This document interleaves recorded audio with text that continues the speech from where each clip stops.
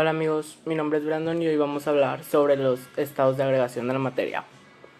Vamos a empezar por el estado líquido y sólido.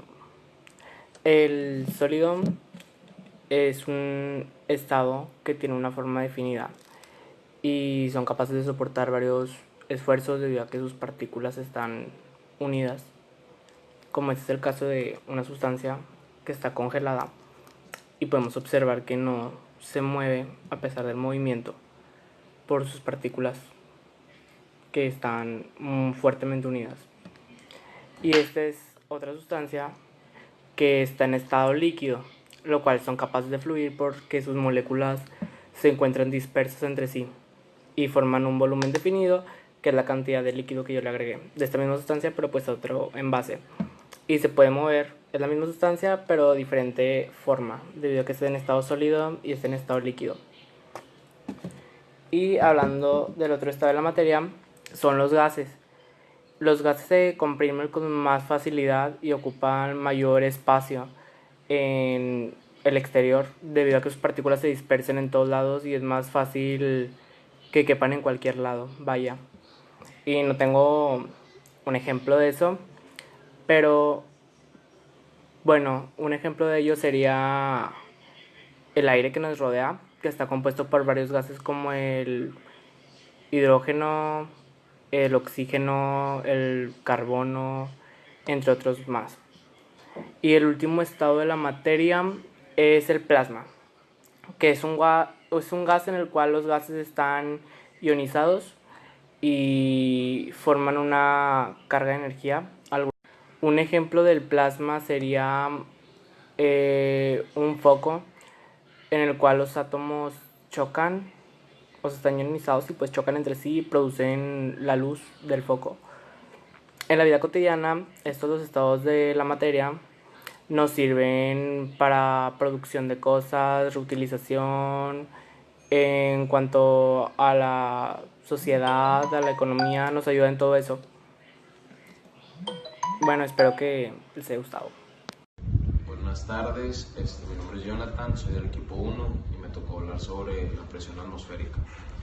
¿Qué es la presión atmosférica? Es el peso que ejerce el aire de la atmósfera como consecuencia de la gravedad sobre la superficie terrestre o sobre una de sus capas de aire. Es lógico suponer que cuanto más alto esté el punto, menor será la presión. Entre más fuera estés de la atmósfera, menor presión tendrás, entre más dentro, más presión tendrás. Si tomamos como referencia el nivel del mar, donde a la presión atmosférica le asignamos un valor de una atmósfera, es en cumbre situada a unos 500 metros sobre el nivel del mar, la presión atmosférica vale aproximadamente 83 atmosférica. Es decir, la presión disminuye con la altura. ¿Cómo se mide? Gracias al barómetro, que lo creó un físico italiano llamado Evangelista Torricelli en el año 1663. Pero más que nada, este tema me tocó y es para dar algunos ejemplos, como al pegar una ventosa sobre una superficie lisa sin que quede aire encerado en su inferior. La presión atmosférica lo mantiene firmemente adherida de manera que no puede caer. Eso es porque creas mucho aire y el aire hace que crea presión y se mantenga adherida y no se pueda mover. Y otro ejemplo sería si colocamos algo pesado sobre una mesa mediante no ejercicio. Gracias a mis compañeros, pero a mí me tocó el tema de fluidos y presión. Regularmente lo que conocemos por fluidos son todos aquellos líquidos que se pueden deslizar fácilmente. Sin embargo, el gas se puede considerar también un fluido debido a que es muy fácil que se desplace a cualquier lugar. Y como ya les expliqué con anterioridad, pues existen dos tipos de fluidos, los líquidos y los gases. Y pues a continuación les voy a poner una imagen de cuáles serían las características de los líquidos y de los gases. Regularmente, bueno, siempre los líquidos tienen un movimiento libre, no tienen forma fija pero tienen un volumen fijo. En cambio los gases tienen un movimiento muy libre, no tienen forma fija y tampoco tienen volumen, o sea, no tienen forma. Muy bien, ahora vamos a pasar a hablar de lo que es la presión, que regularmente en la física se pone como un símbolo P, y es la magnitud física escalar que mide la fuerza en dirección perpendicular por unidad en superficie, y sirve para caracterizar cómo se aplica una determinada fuerza resultante sobre una superficie. Presión la podríamos simplificar como magnitud que se define de la fuerza con respecto al área. Muy bien, ahora les voy a continuar diciendo cuántos tipos de presión existen, que son la presión de vacío, la presión relativa, la presión nanométrica, la absoluta y la atmosférica. Regularmente la atmosférica es la fuerza que ejerce el aire sobre la superficie terrestre. La presión absoluta es la presión de un elemento que se mide en relación al cero absoluto o vacío perfecto. Es relativa o se mide en relación al vacío total y el resultado de la suma de la presión atmosférica.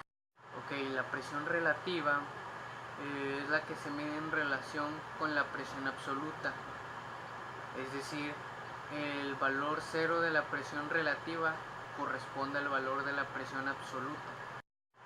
Ahora continuamos con la presión manométrica, que es conocida a la diferencia entre la presión absoluta y la atmosférica. Es una presión únicamente aplicable cuando la presión es superior a la presión atmosférica, dado que cuando esta cantidad es negativa se conoce como presión de vacío o presión negativa. Bueno, muchas gracias por su atención, espero que les haya sido de utilidad y que pues sigan aprendiendo. Continuamos con este breve tema con mis compañeros.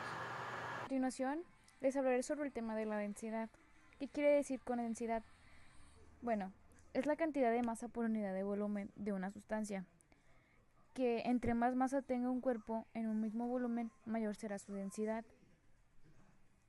El valor de la densidad de un objeto homogéneo se obtiene dividiendo la masa de todo el objeto entre el volumen que ocupa. Eso es la fórmula que quiere decir que P del alfabeto griego es igual a masa entre volumen. La densidad no tiene propiedades direccionales, o sea, es un escalar.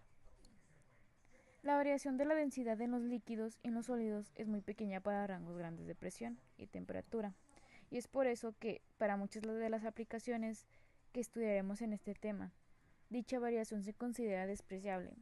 Por lo tanto, la densidad puede considerarse como una constante.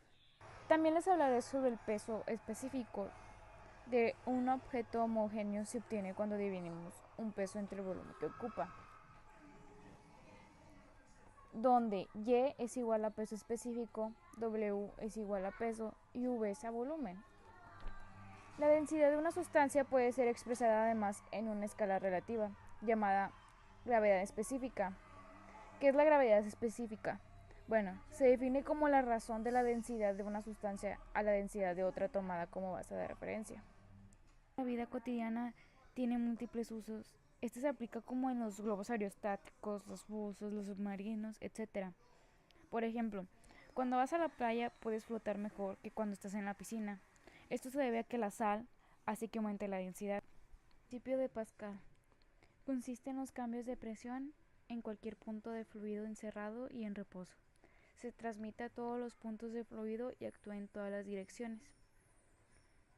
El principio de Pascal se aplica en muchos dispositivos que se utilizan en la vida diaria.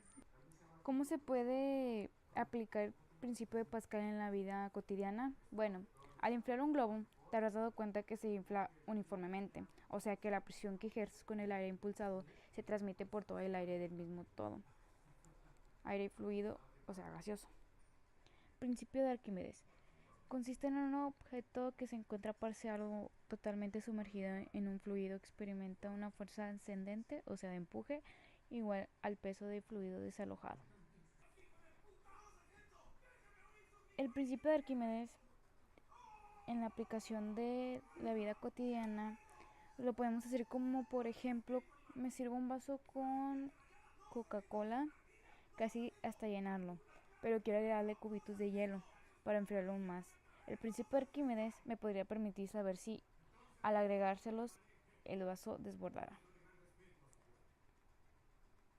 ya que todo cuerpo sumergido dentro de un fluido experimenta una fuerza ascendente llamada empuje, equivale al peso del fluido desalojado. A mí me tocó el concepto de la presión. ¿Qué es la presión? Se le denomina presión a una magnitud física escalar representada con el símbolo P minúscula, que designa de una proyección de fuerza ejercida de manera perpendicular sobre una unidad de superficie. Dicho de otro modo, representa el modo de aplicar una fuerza resultante sobre una línea. La presión relaciona una fuerza de acción continua y una superficie sobre la cual actúa. Por el sistema internacional se mide en pascales, que esto equivale cada uno a un newton, sobre una superficie de metro cúbico. Dependiendo de las condiciones en que se dé, la presión puede ser clasificada según los tipos. Absoluta, que es diseñada como una medida para estandarizar la presión.